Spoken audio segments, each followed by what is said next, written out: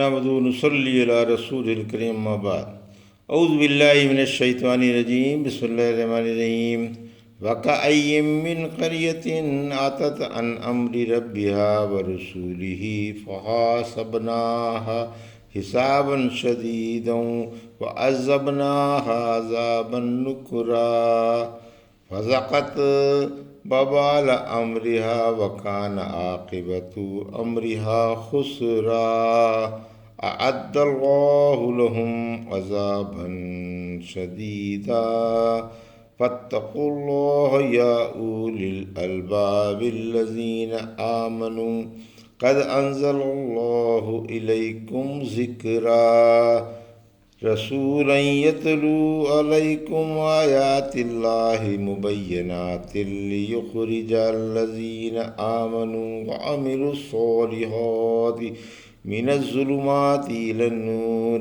ومن يؤمن بالله ويعمل صالحا يدخله جنات تجري من تحتها الأنهار خالدين فيها أبدا قد أحسن الله له رزقا الله الذي خلق 7 سماوات ومن الأرض مثلهن يتنزل الأمر بينهن لتعلموا أن الله على كل شيء قدير وأن الله قد أحاط بكل شيء علما۔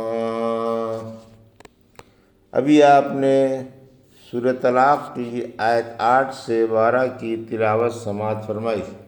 ان آیتوں کا ترجمہ اور تفسیر اس طرح ہے: وَكَأَيٍّ مِّن قَرْيَةٍ عَتَتْ عَنْ أَمْرِ رَبِّهَا وَرُسُولِهِ فَحَاسَبْنَاهَا حِسَابًا شَدِيدًا وَعَذَّبْنَاهَا عَذَابًا نُكْرًا۔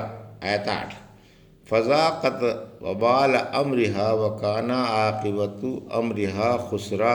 آیت 9: أَعَدَّ اللَّهُ لَهُمْ عَذَابًا شَدِيدًا فَاتَّقُوا اللَّهَ يَا أُولِي الْأَلْبَابِ الَّذِينَ آمَنُوا قَدْ أَنزَلَ اللَّهُ إِلَيْكُمْ ذِكْرًا۔ آیت 10: رَسُولًا يَتْلُو عَلَيْكُمْ آيَاتِ اللَّهِ مُبَيِّنَاتٍ لِيُخْرِجَ الَّذِينَ آمَنُوا وَعَمِلُوا الصَّالِحَاتِ مِنَ الظُّلُمَاتِ إِلَى النُّورِ وَمَن يُؤْمِن بِاللَّهِ وَيَعْمَلْ صَالِحًا يُدْخِلْهُ جَنَّاتٍ تَجْرِي مِن تَحْتِهَا الْأَنْهَارُ خَالِدِينَ فِيهَا أَبَدًا قَدْ أَحْسَنَ اللَّهُ لَهُ رِزْقًا۔ آیت 11۔ ترجمہ: بہت سی بستی والوں نے اپنے رب کے حکم سے سرکشی کی اور اس کے نبیوں سے سرتابی کی۔ ہم نے ان سے سختی سے حساب لیا اور انہیں ان دیکھے عذاب میں مبتلا کر دیا، چنانچہ انہوں نے اپنی حرکتوں کا وبال چکھ لیا اور ان کا انجام گھاٹا ہی نکلا۔ اللہ پاک نے ان کے لیے سخت عذاب تیار کر رکھا ہے، لہٰذا اے عقل مندو اور اے ایمان والو، اللہ سے ڈر جاؤ۔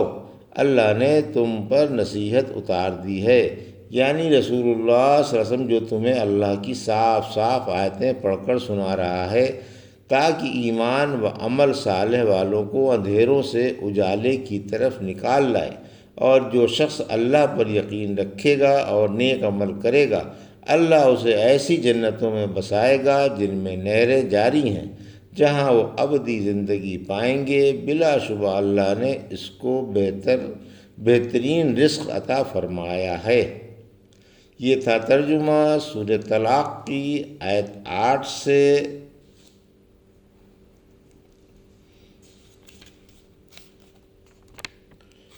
11 کا تفسیر۔ آیت 8: غیر اسلامی زندگی دین و دنیا کی تباہی کا باعث ہے۔ اللہ انبیاء کے اور اسلام کے مخالفوں کو اور غیر اسلامی راہ پر چلنے والوں کو ڈرا رہا ہے، اور پہلی قوموں پر ان حرکتوں سے جو عذاب آیا تھا اسے بیان فرما رہا ہے کہ بہت سی بستیوں نے سرکشی سے اللہ کے احکام اور رسول کی باتیں ماننے سے انکار کیا۔ ہم نے ان کا سخت حساب لیا اور انہیں خوفناک عذابوں میں مبتلا فرما دیا۔ آیت 9: آخر انہوں نے اپنی حرکتوں کا مزہ چکھ لیا اور اس وقت نادم ہوئے جب ندامت بیکار محض تھی۔ پھر یہ سزا دنیاوی پر ختم نہیں ہوئی بلکہ ان کا آخرت کا انجام بھی بڑے گھاٹے والا ہے۔ آیت 10۔ دنیاوی عذابوں کے ساتھ ساتھ اللہ نے ان کے لیے آخرت کے عذاب بھی تیار کر رکھے ہیں۔ اے ایمان و سمجھ والو، تم ان جیسے نہ ہو جانا ورنہ انہی جیسے عذابوں میں گرفتار ہو جاؤ گے۔ آیت 11۔ ذکر کی تفسیر۔ ذکر سے قرآن مراد ہے۔ سورہ ہجر کی آیت 9 میں فرمایا ہم ہی نے قرآن اتارا اور ہم ہی اس کے محافظ ہیں۔ و نیز ذکر سے رسول مراد ہے۔ چونکہ مبلغ قرآن رسول ہیں اس لیے آپ کو ذکر سے تعبیر کیا گیا ہے۔ رسول اللہ صلی اللہ علیہ وسلم کی صفت، پھر رسول کی صفت بیان کی کہ وہ تمہیں اللہ کی صاف صاف اور روشن آیتیں پڑھ کر سنا رہے ہیں تاکہ تم اندھیروں سے نکل کر روشنی میں آ جاؤ۔ سورہ ابراہیم کی آیت 1۔ ہم نے آپ پر یہ کتاب اتاری تاکہ آپ لوگوں کو اندھیروں سے اجالے میں لے آئیں۔ آیت 2۔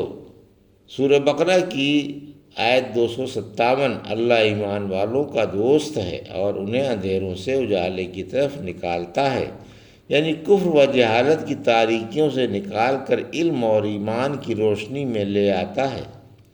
وہی روح و نور ہے۔ وہی کو بھی نور فرمایا گیا کیونکہ اس سے ہدایت حاصل ہوتی ہے، اسی وجہ سے اسے روح بھی کہتے ہیں کیونکہ اس سے دل میں زندگی پیدا ہوتی ہے۔ سورہ شورا کی آیت 52 میں فرمایا اسی طرح ہم نے آپ کی طرف اپنے حکم کی وحی کی، آپ کو کچھ خبر نہ تھی کہ کتاب کیا ہے اور ایمان کیا ہے، لیکن ہم نے اسے نور بنایا جس سے ہم جسے چاہیں ہدایت پر لے آئیں۔ آپ صحیح اور سیدھی راہ کی رہنمائی فرماتے ہیں۔ پھر فرمایا ایمان و عمل صالح والوں کو اللہ پاک سدا بہار جنت کے باغوں میں بسائے گا جہاں نہریں جاری ہیں اور جہاں ابدالآباد تک رہیں گے اور وہاں انہیں پاکیزہ روزی ملے گی۔ اس کی تفسیر بارہا گزر چکی ہے۔ اللہ الذی خلق سبع سماوات ومن الارض مثلہن يتنزل الامر بینہن لتعلموا ان اللہ علی کل شیء قدیر وان اللہ قد احاط بکل شیء علما۔ آیت 12۔ ترجمہ۔ اللہ ہی نے 7 آسمان بنائے اور انہی کی مانند زمینیں بھی۔ اس کا حکم ان کے درمیان اترتا ہے تاکہ تم جان جاؤ کہ اللہ ہر چیز پر خوب قادر ہے اور اللہ کے علم نے ہر چیز گھیر رکھی ہے۔ جلالت قدرت کا بیان۔ اللہ کی جلیل الشان قدرت و سلطنت کا بیان ہے تاکہ دنیا عظمت و سلطنت کی راہ سے اس کے احکام کی قدر و منزلت پہچانے اور شریعت مطہرہ کا خیال رکھے۔ سورہ نوح کی آیت 15۔ فرمایا تم نے دیکھا نہیں اللہ نے کس طرح تہ بتہ 7 آسمان بنائے۔ سورہ اسرا کی آیت 44 میں فرمایا 7 آسمان و زمین والے اور ان کے درمیان والے سب اس کی پاکی بیان کر رہے ہیں۔ پھر فرمایا آسمانوں کی مانند زمینیں بھی ہیں، یعنی زمینیں بھی 7 ہیں۔ زمین پر ناجائز قبضے کی وعید۔ رحمت عالم صلی اللہ علیہ وسلم نے فرمایا جس نے بالشت بھر زمین پر ناجائز قبضہ کیا اس کو قیامت کے دن 7 زمینوں کا طوق پہنایا جائے گا اور اسے 7 زمینوں میں دھسا دیا جائے گا۔ 7 زمینوں سے ہفت القلیم سمجھنا غلط ہے کیونکہ یہ صریح قرآن و حدیث کے خلاف ہے۔ کرسی کے مقابلے پر تمام زمین و آسمان ایک چھلے کی طرح ہیں۔ ایک حدیث میں ہے کہ 7 آسمان اور جو کچھ ان میں ہے اور ان کے درمیان ہے، اور 7 زمینیں اور جو کچھ ان میں ہے اور ان کے درمیان ہے، کرسی کے مقابلے میں ایک بڑے میدان میں ایک چھلے کی مانند ہیں۔ الحمدللہ سورہ طلاق کی تفصیل مکمل ہوئی۔ اللہ پاک قبول فرما کر ذخیرہ آخرت بنائے، آمین۔ یہ تھا سورہ طلاق کی آیت 8 سے 12 کا ترجمہ اور تفسیر جو بھی آپ نے سماعت فرمائی۔ بارک اللہ لی و لکم فی القرآن الحکیم و نفعنا ایاکم بآیات الذکر الحکیم۔